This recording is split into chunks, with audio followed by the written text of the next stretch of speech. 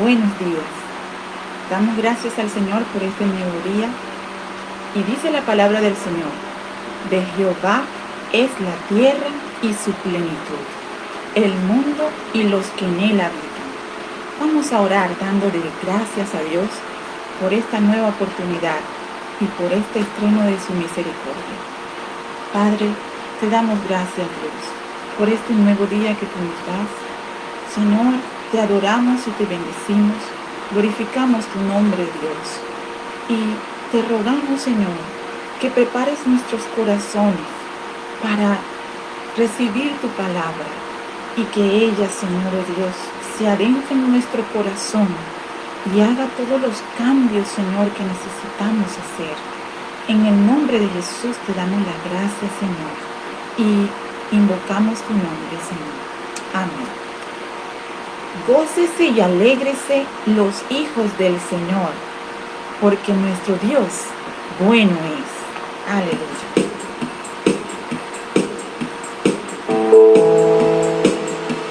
Gloria a Dios. Un momentito, hermanos. Llegó un detalle aquí. Ajá.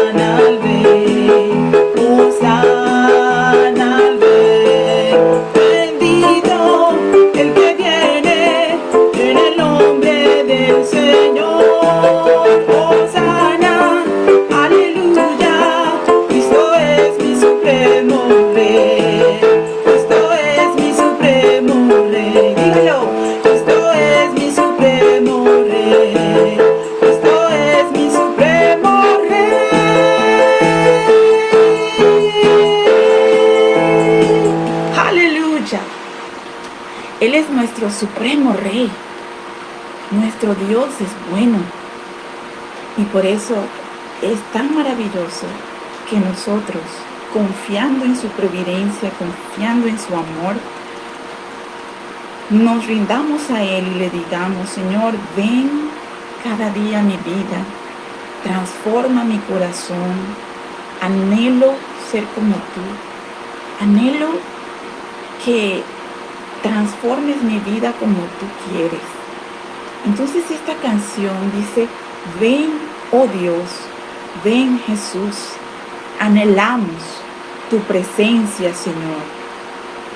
Y damos gracias a Dios, hermanos, porque el Señor dice que cuando le busquemos, le hallaremos, porque le buscaremos de todo corazón. Así que Él está más anhelante de estar con nosotros que nosotros, de que Él esté en nosotros. Esa es una maravillosa bondad de nuestro Dios.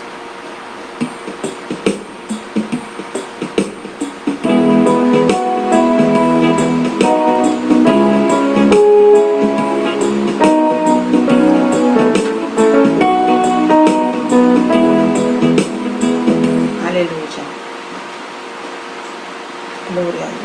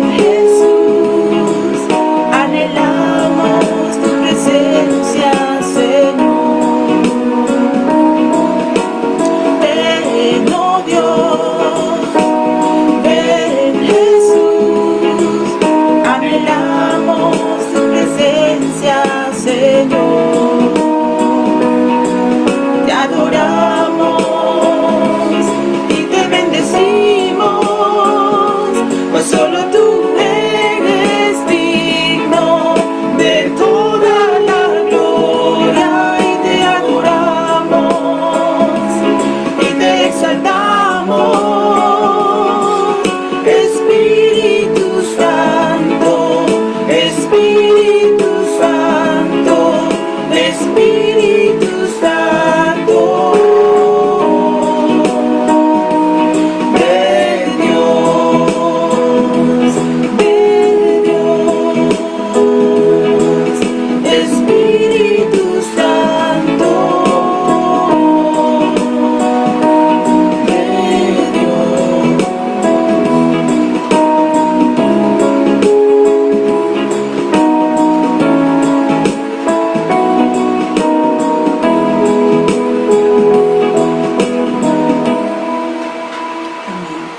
Vamos entonces a recibir la palabra de Dios en esta mañana.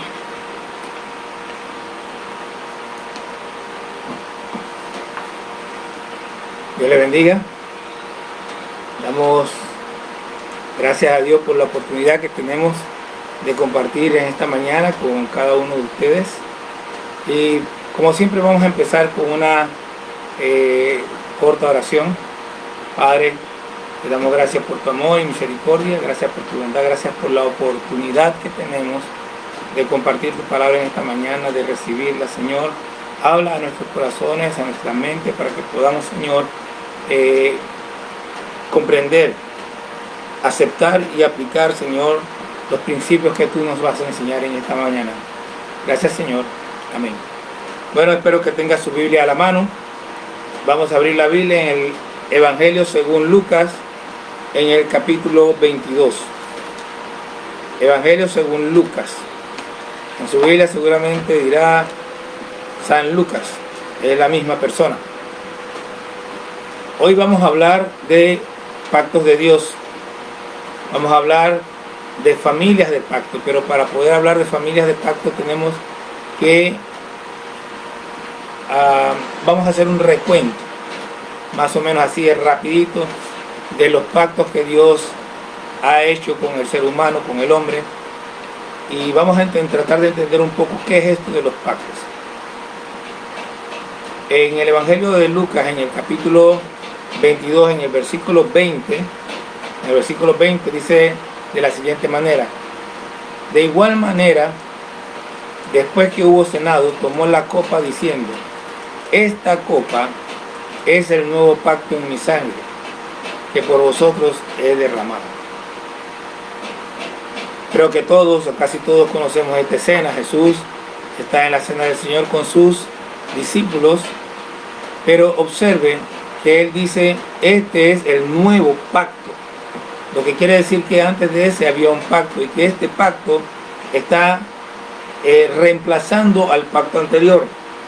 Ahora, vamos a ir viendo en la Biblia qué son esos pactos de Dios, cuáles son o cuál es el pacto anterior al que Jesús hace referencia tácitamente en esta expresión.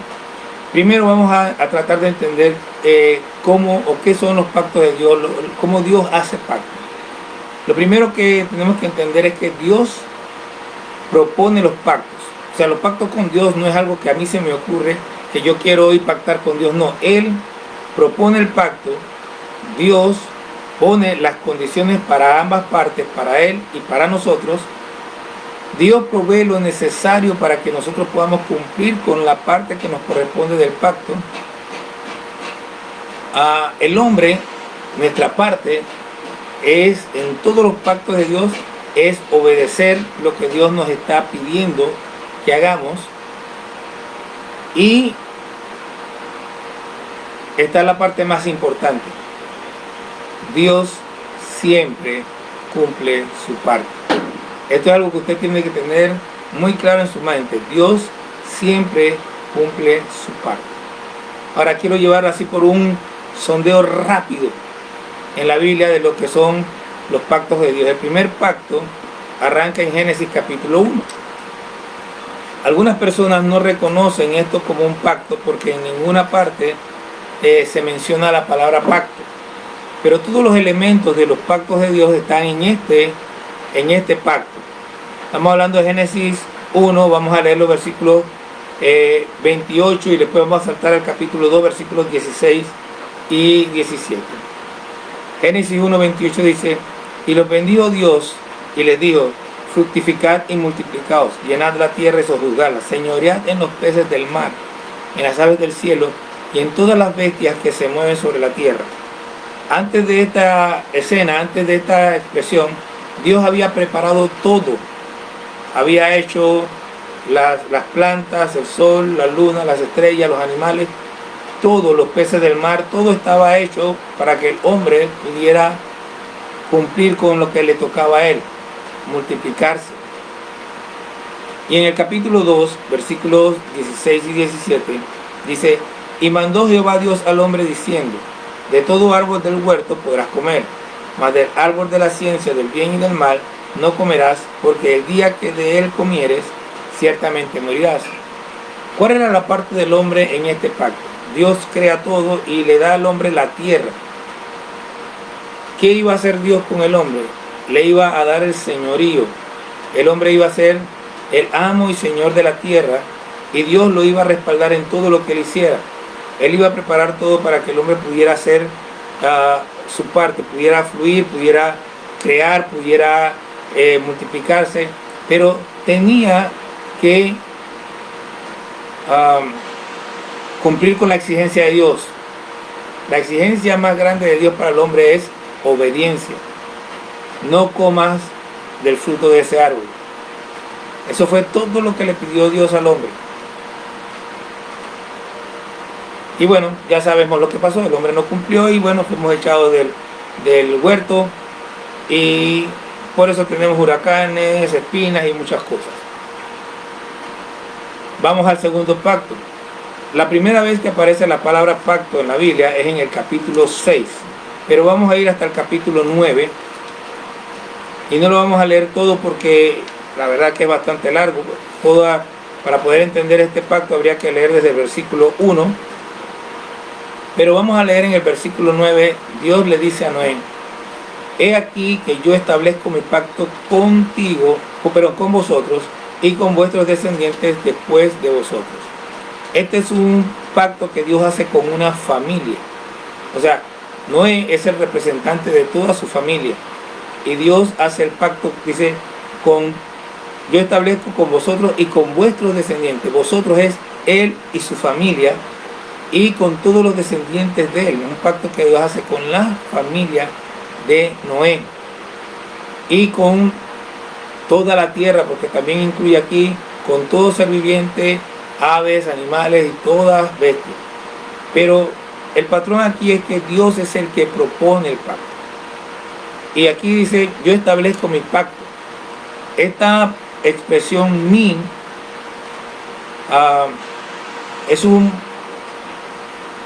pronombre que habla de algo que es exclusivo, es mío.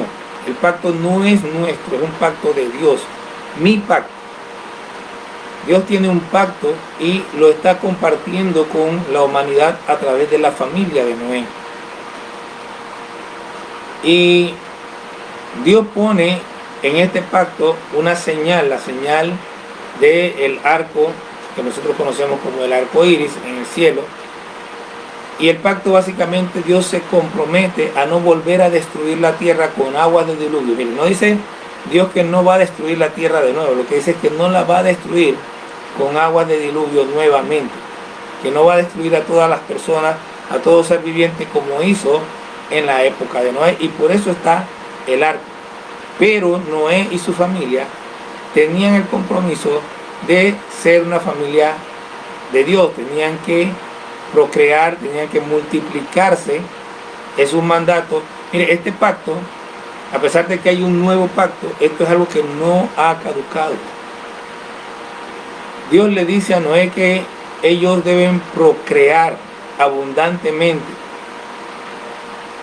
y les dice a ellos también que deben, en el versículo 5 dice: por ciertamente demandaré la sangre de vuestras vidas, de mano de todo animal la demandaré, y de mano del hombre, de mano del varón su hermano, demandaré la vida del hombre. Debemos respetar la vida humana. Aquí Dios está prohibiendo inclusive a los animales que maten a los hombres. Si los animales no pueden matar a los hombres, mucho menos los hombres pueden matar a los hombres, y Dios lo está prohibiendo claramente aquí. Entonces, sin embargo, también le da el juicio al hombre. La gente discute que si puede haber pena de muerte, si no puede haber pena de muerte. Bueno, aquí lo que Dios está diciendo es que cuando un hombre mate a otro hombre, los hombres deben juzgar al que cometió el homicidio y quitarle la vida. Básicamente es lo que dice ahí. Bien, este es el segundo pacto. El tercer pacto aparece primeramente en Génesis capítulo 15. Tampoco vamos a leerlo todo porque es muy largo, pero usted puede leerlo después, sentarse con calma y leer el capítulo 15 de Génesis, donde Dios, después de que Abraham liberta a Lot, Abraham tenía miedo porque había enfrentado a 4 naciones muy poderosas, y Dios se le aparece y le dice: no temas, Abraham, yo soy tu escudo y tu galardón será sobremanera grande. O sea, se aparece Dios para asegurarle que no debe estar preocupado porque Dios es su protección. Quiero que preste atención a esto. Si usted ha decidido dedicar su vida a Dios, si usted ha entregado su familia a Dios, vamos a hablar de lo que está pasando en este momento. Usted no tiene que tener ningún temor al coronavirus, porque Dios dice: yo soy tu escudo. Si usted ha decidido creer en Él,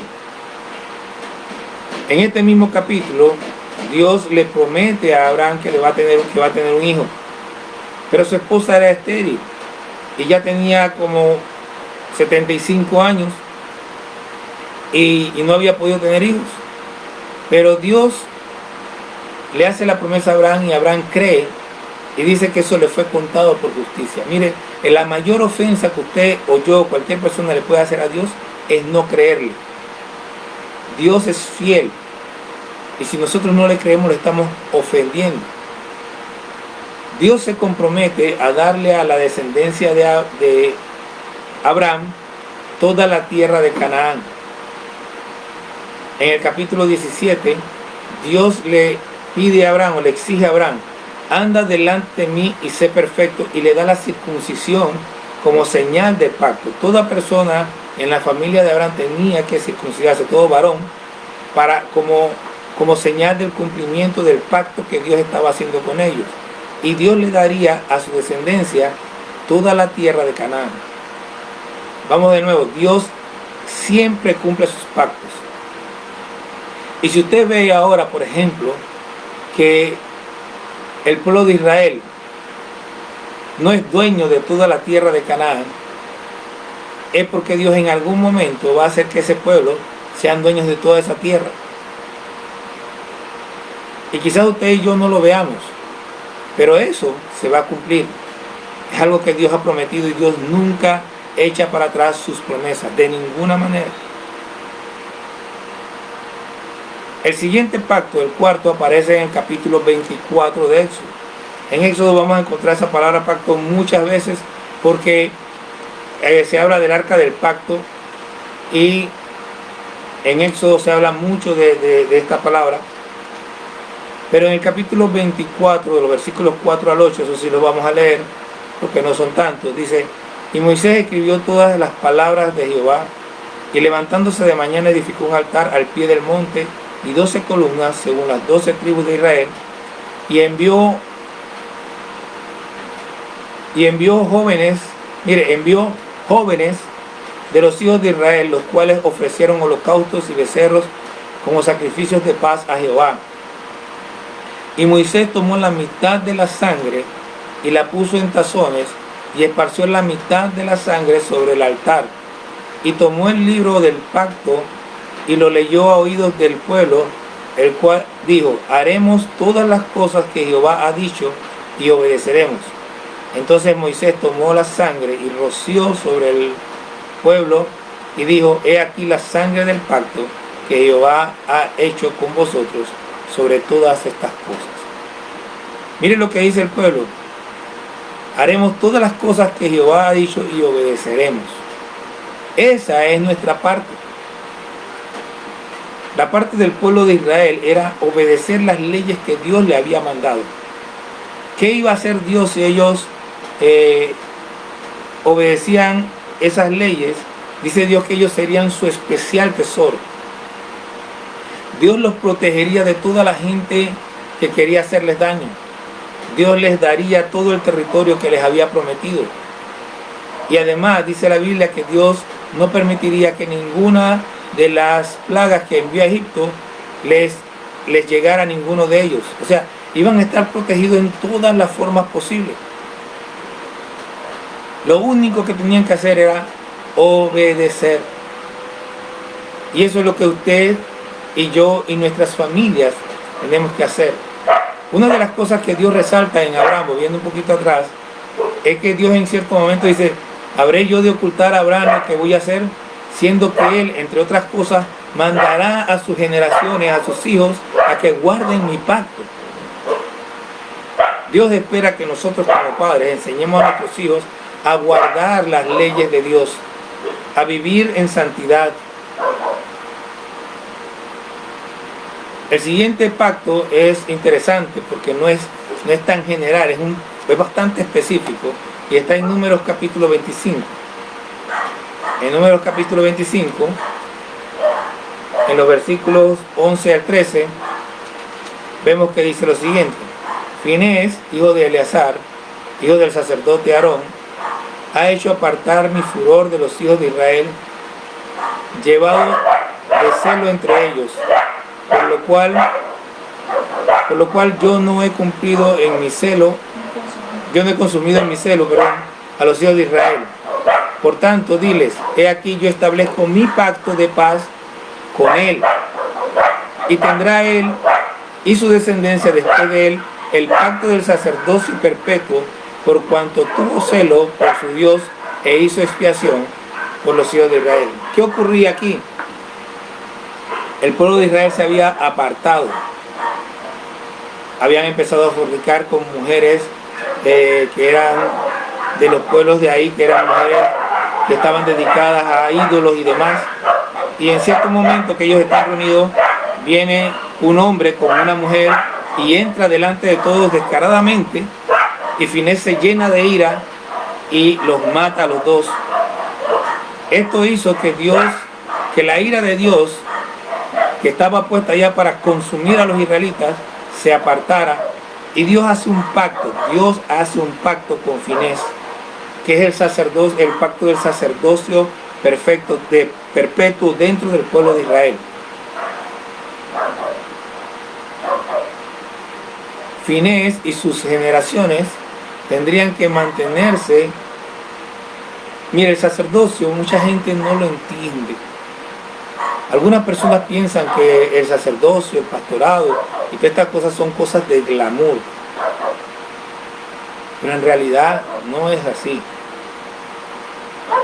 El sacerdocio en Israel, porque fuera de Israel con Dios no existe sacerdocio, el pastorado en la iglesia, los pastores en la iglesia y los sacerdotes en Israel somos los que tenemos que llevar la carga por el pueblo, los que tenemos que estar de rodillas orando y clamando. Y es cierto, todo cristiano debe orar y clamar, pero la responsabilidad primaria es como en la familia, la responsabilidad primaria es del padre. Asimismo en la iglesia la responsabilidad primaria es del pastor, y en el pueblo de Israel era del sacerdote. El sacerdote tenía que llevar la carga del pecado, llevando ofrendas delante de Dios. Nosotros tenemos una ventaja, y más adelante vamos a hablar de eso, y es que Jesucristo ya pagó por nuestros pecados.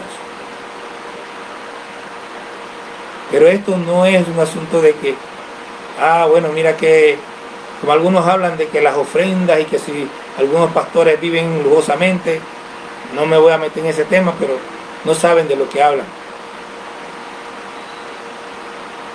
El último pacto del Antiguo Testamento aparece en el primer libro de Crónicas, en el capítulo 17. Primer libro de Crónicas, capítulo 17.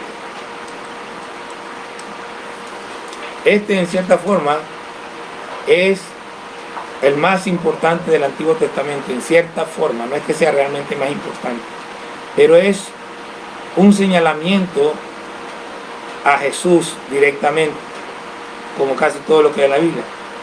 En el versículo 7 dice la Biblia lo siguiente: por tanto ahora dirás a mi siervo David, así ha dicho Jehová y los ejércitos, yo te tomé del redil de detrás de las ovejas para que fueses príncipe sobre mi pueblo Israel, y he estado contigo en todo cuanto has andado, y he cortado a todos tus enemigos de delante de ti, y te haré grande nombre, como el nombre de los grandes en la tierra. Asimismo, he dispuesto lugar para mi pueblo Israel, y lo he plantado para que habite en él, y no sea más removido, ni los hijos de iniquidad lo consumirán más como antes. Voy a hacer una pausa aquí, porque Dios está diciendo algo importante. Esto que Dios está diciendo aquí no se ha cumplido. Lo que Dios está diciendo es que el lugar donde está el pueblo de Israel, donde están los palestinos, y toda esa gente que lo rodea, toda esa área hasta el río Éufrates, que fue lo que Dios le prometió a Abraham, todo eso va a ser de Israel, y que Dios lo va a plantar ahí, y que nadie se va a poder meter con ellos más. Eso va a ocurrir en el futuro. Y desde el tiempo que puse los jueces sobre mi pueblo Israel, mas humillaré a todos tus enemigos. Te hago saber además que Jehová te edificará casa. Y cuando tus días sean cumplidos para irte con tus padres, levantaré descendencia después de ti a uno de entre tus hijos, y afirmaré mi reino. Él me edificará casa, y yo confirmaré mi trono eternamente. Voy a hacer una pausa aquí, porque lo que Dios está diciéndole a David, podemos confundirlo. Ciertamente en una visión primaria está hablando de Salomón, pero mire lo que dice: él me edificará casa, y yo confirmaré su trono eternamente. Sin embargo, cuando Salomón estaba en sus últimos días, Dios reprendió a Salomón y le dijo que que el reino iba a ser dividido por causa de él. Por lo tanto, esto que se está diciendo aquí no es sobre Salomón, se refiere a Jesús. Está apuntando directamente a Jesús. Yo le seré por padre, y Jesús siempre hablaba de mi padre, y él me será por hijo. Y no quitaré de él mi misericordia como la quité de aquel que fue antes de ti, sino que lo confirmaré en mi casa y en mi reino eternamente, y su trono será firme para siempre. Conforme a todas estas palabras y conforme a toda esta visión, así habló Natán a David. La palabra pacto no aparece aquí, pero este es un pacto que Dios está haciendo con David, y Dios se está comprometiendo a sí mismo a que de la descendencia de David vendría aquel que tendría el trono eterno.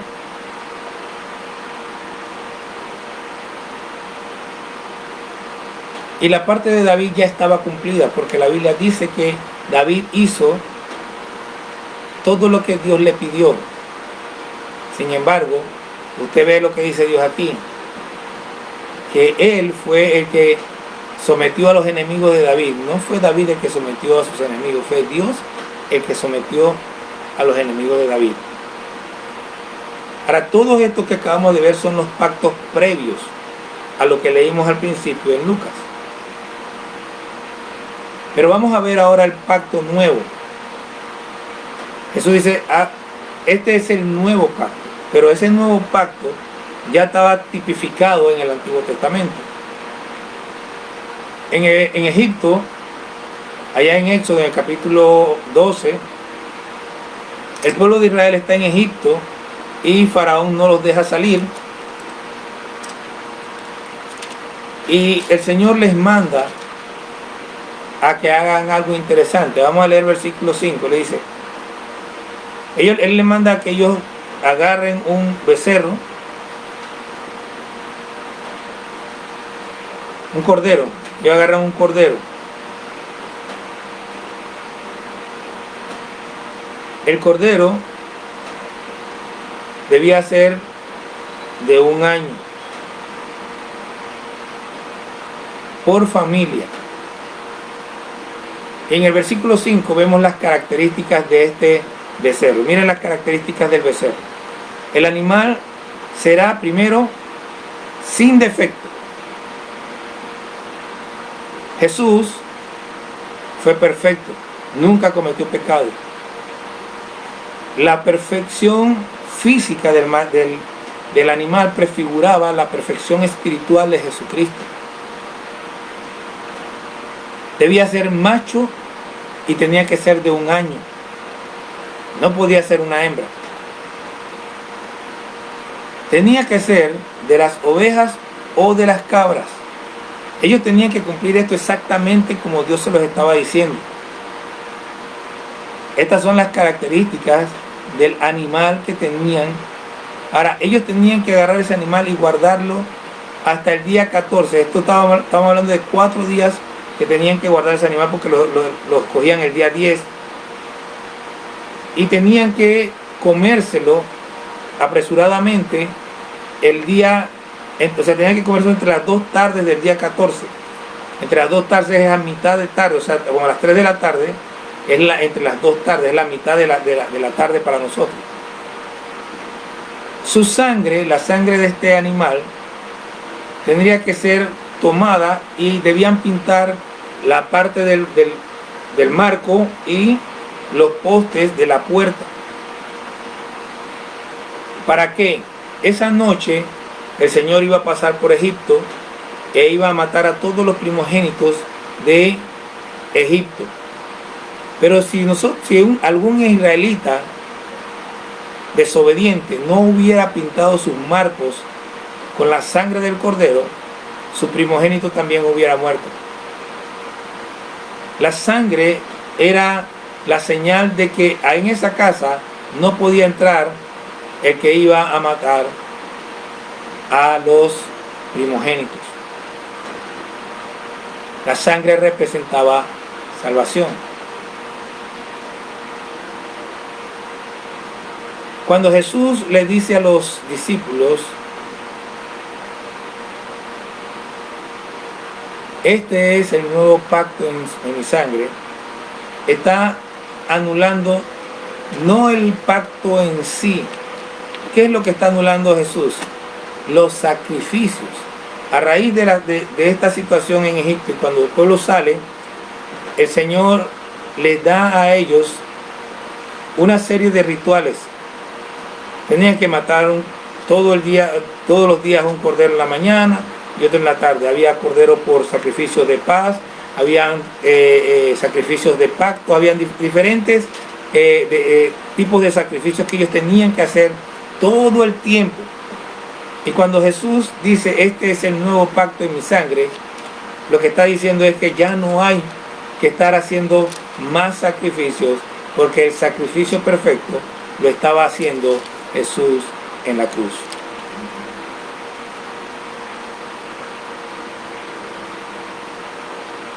Permítame hacer una pausa y quiero,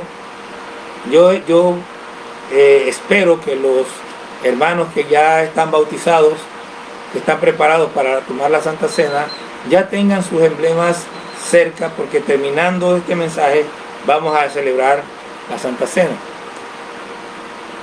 Jesús es ese cordero, o ese cordero representaba a Jesús, era un tipo que señalaba a lo que iba a ocurrir después. Jesús murió entre las 2 tardes, él murió a las 3 de la tarde exactamente, a la misma hora que tenían que matar al cordero y comérselo.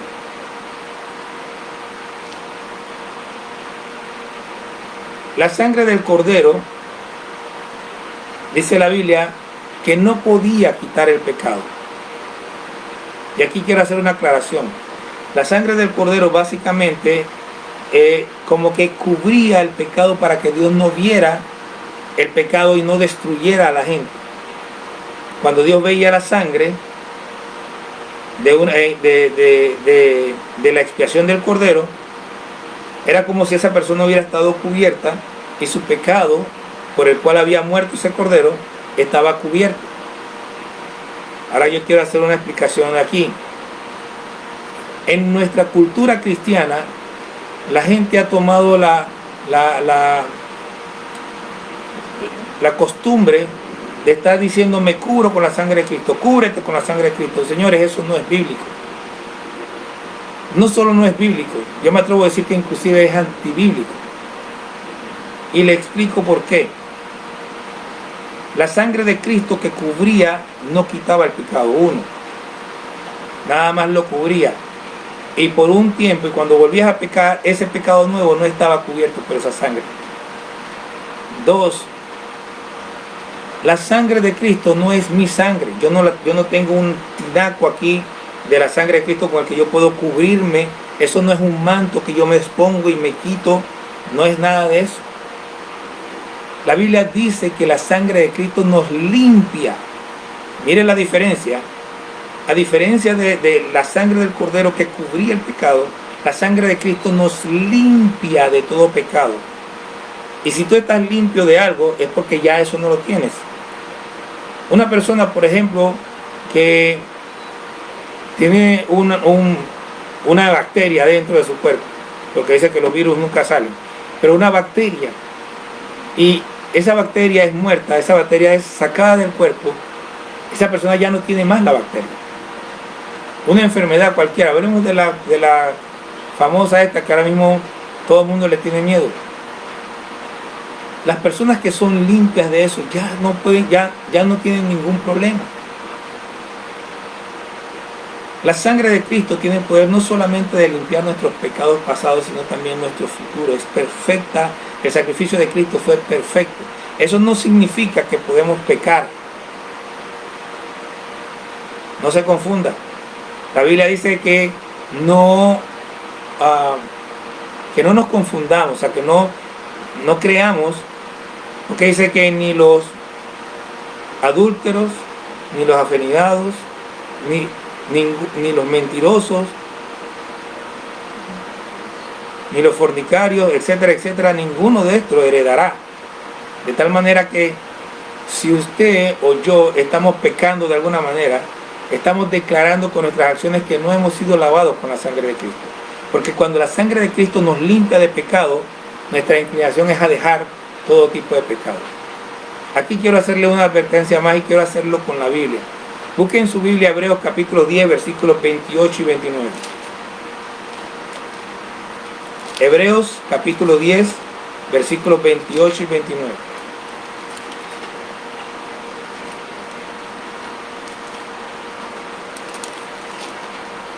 Voy a decirle lo mismo que le he dicho, pero de una manera, leyendo la Biblia, que inclusive es más fuerte que lo que le he podido decir en algún momento. Miren lo que dice el versículo 28. El que viola la ley de Moisés, o sea, esa ley que ya pasó, por el testimonio de 2 o 3 testigos muere irremisiblemente.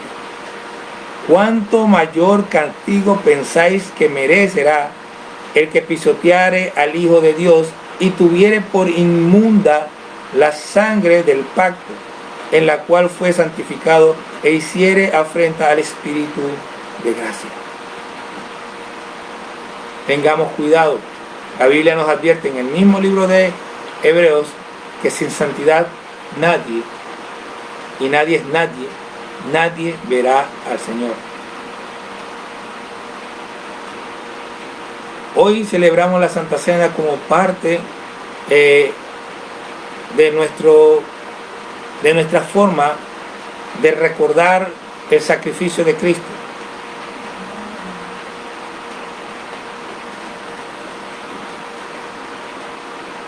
Y a diferencia de otros cultos donde normalmente traigo otro mensaje y después hablamos de la Santa Cena, hoy quiero que entremos en la Santa Cena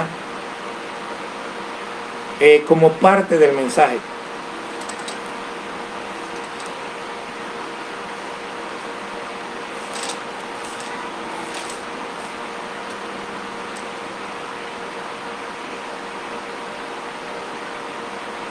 Vamos a hacer una pausa aquí y vamos a pedirle a Vanessa que cante un coro más.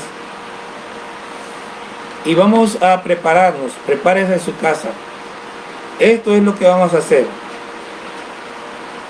El que sea la cabeza de la familia en su hogar, esté preparado para cuando yo le pida, de manera que en ese momento le entregue al resto de los miembros de la familia los emblemas. Vamos a estar todos juntos, vamos a cantar este coro y luego continuamos.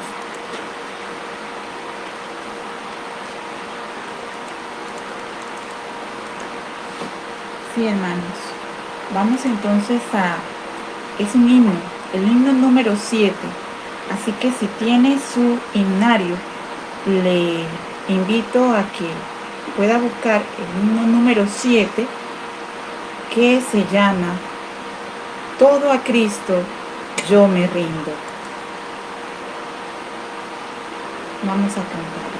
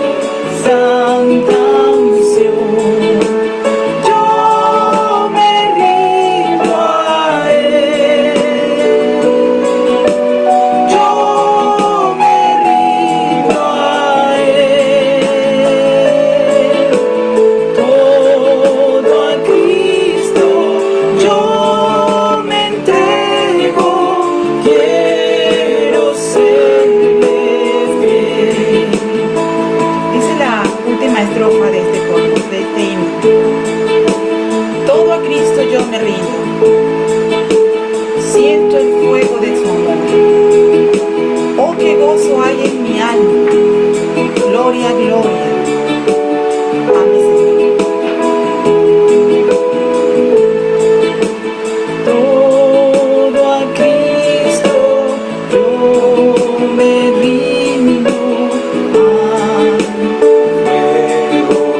de su amor. Oh, qué gozo.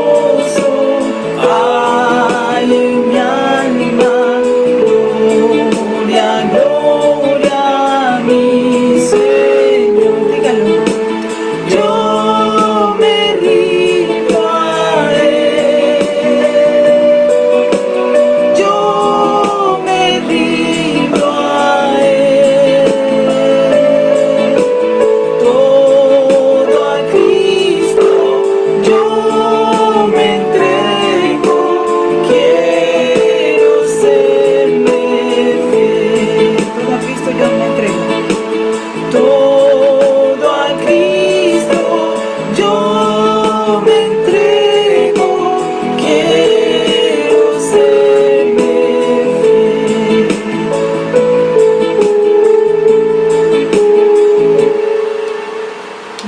Gloria a Dios. Luego a Cristo nos entregamos. Queremos serle fiel a nuestro Señor. Vamos antes de tomar la Santa Cena, ya leímos lo que decía Hebreos capítulo 10, versículo 28 al 29. El apóstol Pablo le hace un llamado de atención a los corintios. Nosotros no tenemos la posibilidad de caer en general en esto, pero es bueno que sepamos. El apóstol Pablo le dice a los corintios en el versículo 17: pero al anunciaros esto que sigue, no os alabo, porque no os congregáis para lo mejor, sino para lo peor. Pues en primer lugar, cuando os reunís como iglesia, oigo que hay entre vosotros disensiones, y en parte lo creo. Porque es preciso que entre vosotros haya disensiones, para que se haga manifiesto entre vosotros los que son aprobados. Mire, es importante esto.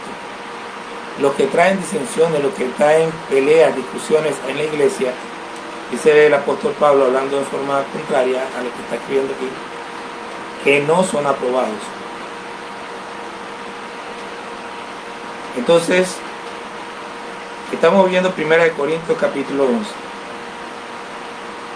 Cuando pues os reunís vosotros, esto no es comer la cena del Señor, porque al comer cada uno se adelanta a tomar su propia cena, y uno tiene hambre y el otro se embriaga. Pues que no tenéis casas en que comáis y bebáis, o menospreciáis la iglesia de Dios y avergonzáis a los que no tienen nada. ¿Qué os diré? Os alabaré, en esto no os alabo. Nosotros no tenemos mucho problema con esto, porque nuestra Santa Cena no es una comilona como hacían los corintios aparentemente. Sin embargo, debemos tener la reverencia debida al venir a tomar la Santa Cena. Tenemos que entender lo que costó el sacrificio de Cristo. Y el apóstol Pablo en el versículo 27 sigue diciendo: de manera que cualquiera que comiera este pan o bebiera esta copa del Señor indignamente será culpado del cuerpo y de la sangre del Señor. Eso significa que será castigado. Por tanto, pruébese cada uno a sí mismo y coma así del pan y beba de la copa. No dice aquí que por estar indignos no debemos comer. Lo que debemos hacer es probarnos a nosotros mismos, arrepentirnos de cualquier cosa en la que estemos mal delante del Señor, y entonces tomar la Santa Cena con todos los demás hermanos. Porque el que come y bebe indignamente sin discernir el cuerpo del Señor, juicio come y bebe para sí. Por lo cual hay muchos enfermos y debilitados entre vosotros, y muchos duermen. Si pues, mira, esta es una advertencia para todas las áreas de nuestra vida. Si pues nos examinásemos a nosotros mismos, no seríamos juzgados. Aquel punto es, hermano, que usted debe examinarse. Reconocer cualquier situación en la que usted no ande bien delante del Señor. Aprovechar mientras el pastor hable y hable y hable y habla, y ahí inclinar su rostro y pedirle de todo corazón perdón al Señor, para que pueda estar libre y tomar la Santa Cena. Porque quiero que sepa también que no tomar la Santa Cena es igualmente desagradable a Dios, porque es un mandato del Señor Jesús. Así que usted no debe decir: no voy a tomar la cena. Lo que tiene que hacer es arrepentirse y tomarla junto con todos nosotros. La Santa Cena, entre otras cosas, es un símbolo también de la unidad del cuerpo de Cristo, que nosotros somos uno solos en Cristo Jesús. Así que le invito a que con nosotros comparta hoy esta Santa Cena, y quiero pedirle de nuevo, como ya dije anteriormente, a el que sea la cabeza de la familia, si es la mamá, el papá o un hermano mayor, que tome el emblema del pan y lo comparta con su familia.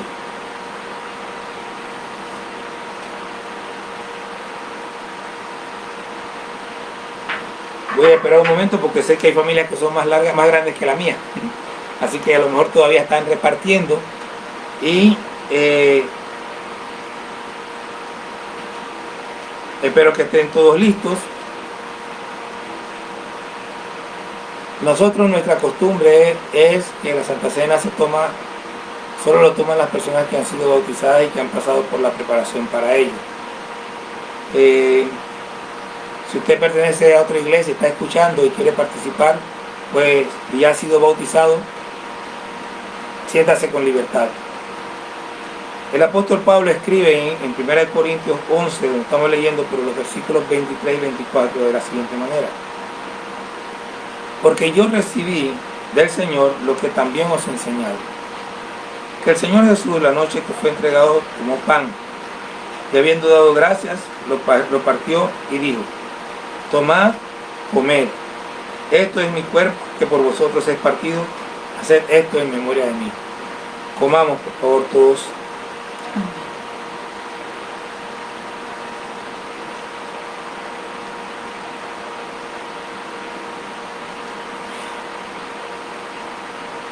Señor, te damos gracias por ese sacrificio, por ese pan, por ese cuerpo que fue inmolado por nosotros. Te damos gracias y te pedimos, Señor, que bendigas a tu pueblo, Señor, que sanes toda enfermedad, Señor, en el nombre de Jesús. También quiero invitar nuevamente al jefe de familia a que comparta la copa con el resto de la familia.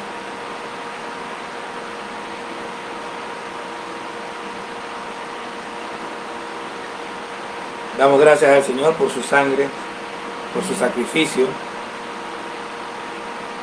Y esperamos un momentito también por si hay una familia muy grande y donde todos hayan sido bautizados. Y leemos en 1 Corintios 11, versículos 25 y 26. Asimismo tomó también la copa después de haber cenado, diciendo: esta copa es el nuevo pacto en mi sangre. Haced esto todas las veces que la bebiereis en memoria de mí. Así pues, todas las veces que comieres este pan y bebieres esta copa, la muerte del Señor anunciáis hasta que Él venga. Tomemos todos.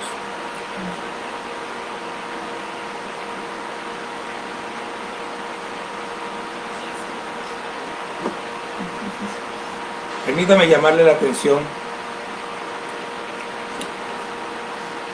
a lo que dice la palabra. Así pues, todas las veces que comiereis este pan, se refiere a nosotros juntos, y bebiereis esta copa, la muerte del Señor anunciáis hasta que Él venga. En el versículo 24 dice: haced esto en memoria de mí. Por lo tanto, al tomar la Santa Cena hacemos dos cosas. Es un memorial, es un recuerdo de lo que Cristo hizo por nosotros. Pero también es un anuncio. Es un anuncio de que estamos esperando la venida de Cristo en cualquier momento. Hermano y hermana,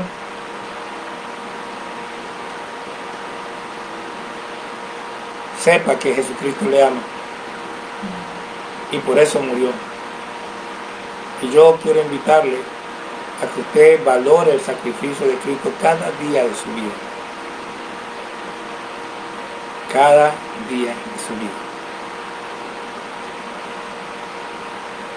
Quiero cerrar con una oración. Vamos a orar por las familias. Mire, Dios es un Dios de familia. Y este pacto que Cristo hizo, lo hizo con una familia.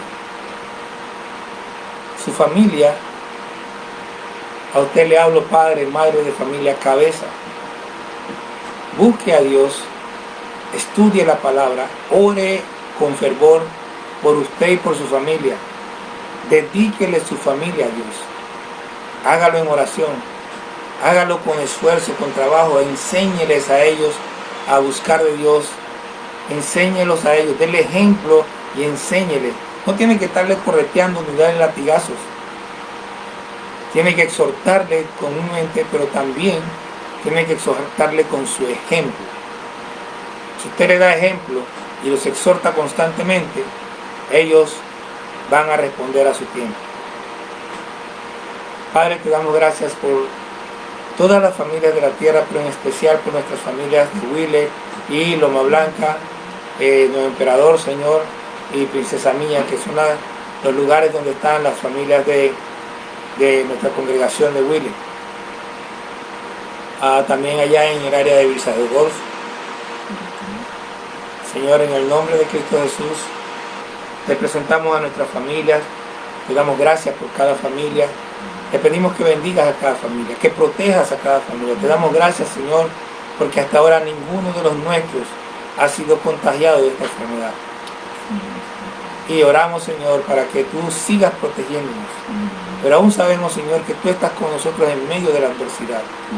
Señor, bendice a tu pueblo, trae sanidad, trae, oh Dios, que tu pueblo se consagre y se entregue cada día más a ti, y que veamos, Señor, los frutos de esa consagración. Gracias te damos, Señor, por todo lo que tú haces, Señor, y por todo lo que tú harás.